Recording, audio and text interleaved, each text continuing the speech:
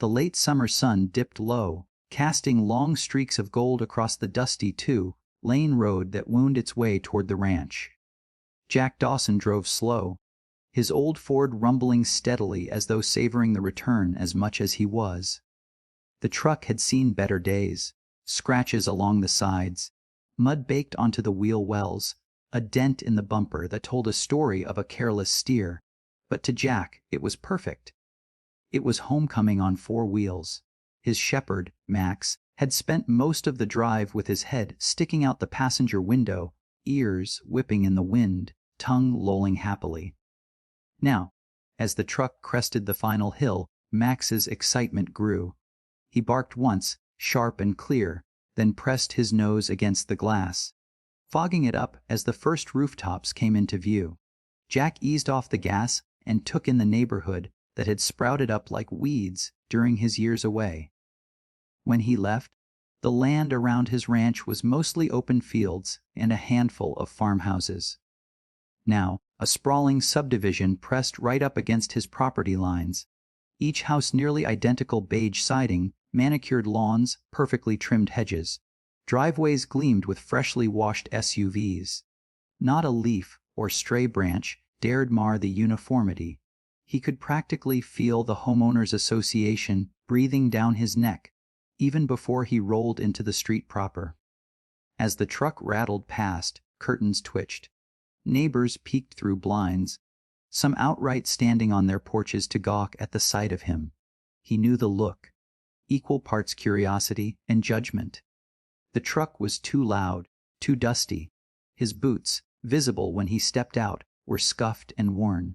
The dog leapt out ahead of him, stretching long legs, tail wagging as he ran circles in the grass near the driveway. Jack tilted his hat back and took a long breath. The air still smelled faintly of hay and mesquite, though the sterile tang of fertilizer from the subdivision lawns tried its best to drown it out. He remembered nights under the stars here, when the only sounds were coyotes in the distance and crickets in the brush. Now, the hum of air conditioning units and the faint thump of bass from a neighbor's stereo broke the spell. Still, it was his ranch, his land, and the sight of it filled him with a quiet satisfaction. Across the street, an older couple whispered to each other, the woman pointing toward him while shaking her head. A man washing his car paused, hose dangling, staring openly. Jack gave them all a nod and a half smile, not surprised when most of them turned away rather than return the courtesy. He'd been gone a long time, and in his absence, stories had likely grown. Some said he didn't care for rules. Others whispered he was a troublemaker. None of them knew the truth, or the authority he carried tucked away in his leather satchel on the passenger seat. But he didn't think about that now. He thought about being home. Jack had barely set his boots onto the gravel when the sharp click of heels cut through the warm evening air. The sound carried with the precision of a gavel strike, and sure enough, there she came. Clipboard clutched like a weapon, lips pressed so tight they nearly vanished into her face. Karen Matthews was the kind of woman who didn't walk so much as march. Her every step a declaration that she was in charge here. Behind her, blinds rustled again. The neighborhood was about to get its entertainment for the evening. She stopped at the edge of his driveway, eyes narrowing at the sight of Max sniffing happily through the grass. "Excuse me," she snapped, as if Jack hadn't already seen her barreling down on him. "That animal is off leash. This community has strict guidelines about pets roaming freely. It's a violation of our bylaws." She clicked her pen, ready to scribble on her clipboard like she was issuing a citation. Jack glanced at Max, then back at her, and gave a casual shrug. "He's on my land, my dog, my rules." His voice was calm, unbothered, but that only seemed to set her jaw tighter. "That's not how it works here," she said, practically vibrating with indignation. "This neighborhood maintains standards. Standards keep property values high. Standards keep people safe. And you." She gestured with the pen at his mud, streaked truck. Have already parked your vehicle incorrectly. It's facing the wrong direction. Against policy. That's 2 violations in under 5 minutes. Her eyes flicked to the porch light above his front door, a simple bulb fixture that had been there since his father built the house decades ago. She gasped, as though she'd discovered a crime scene, and that light, completely non-compliant with HOA design codes. It doesn't match the uniform style. Jack couldn't help it. He chuckled, slow and low. You keeping score, ma'am?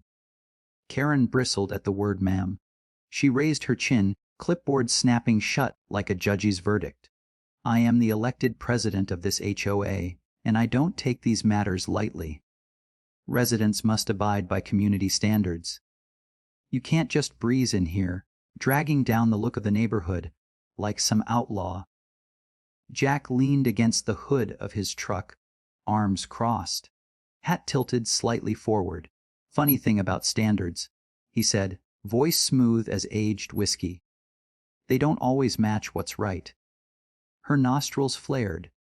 She turned sharply, pulling out her phone, and began dialing with the fury of a woman dead set on proving her power. Fine. If you won't respect the rules, the authorities will make you. You'll regret trying to make a mockery of this community.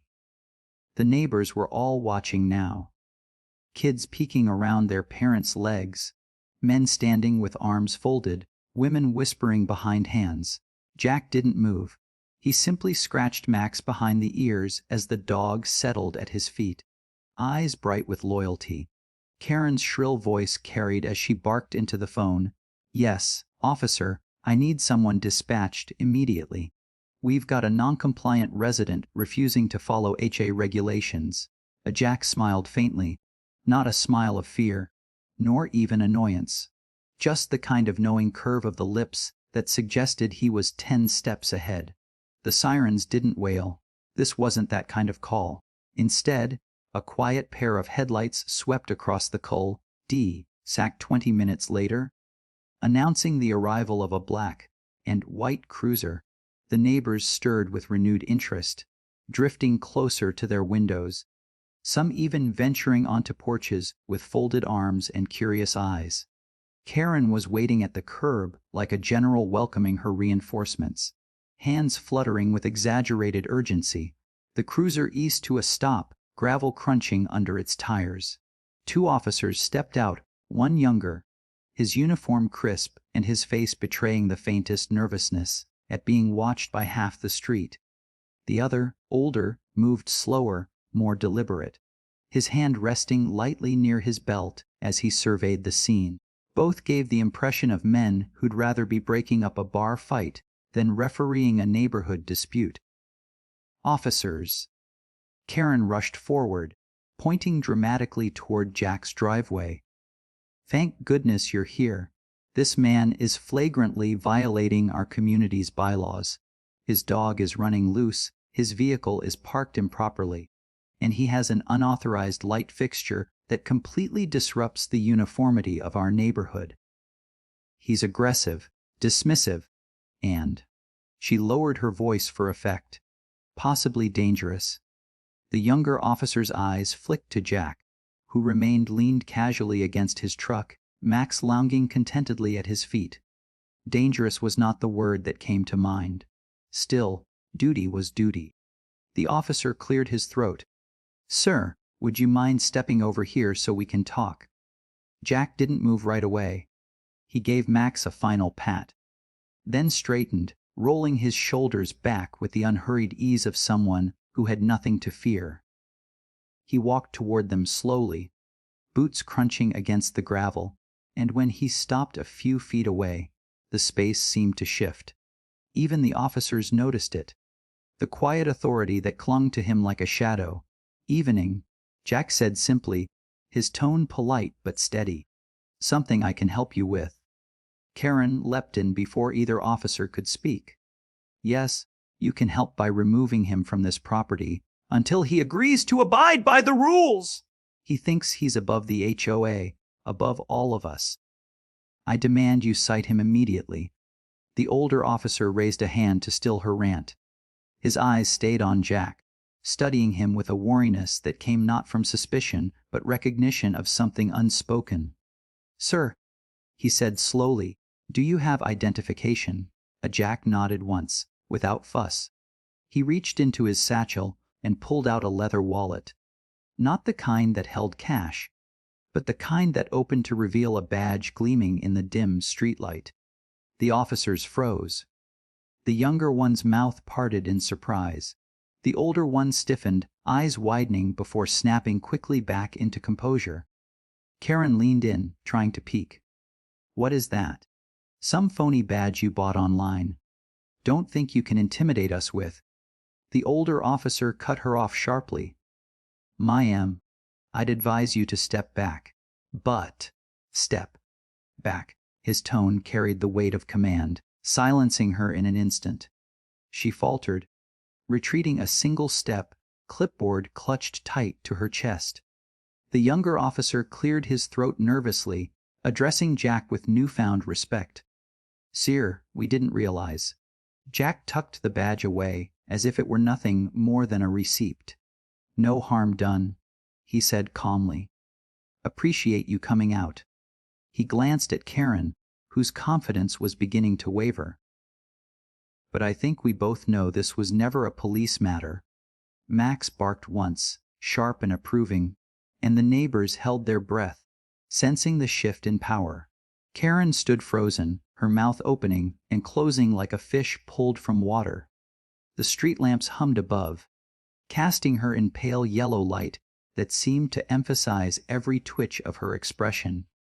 The neighbors had crept closer now, emboldened by the spectacle, their whispers turning into low ripples of conversation.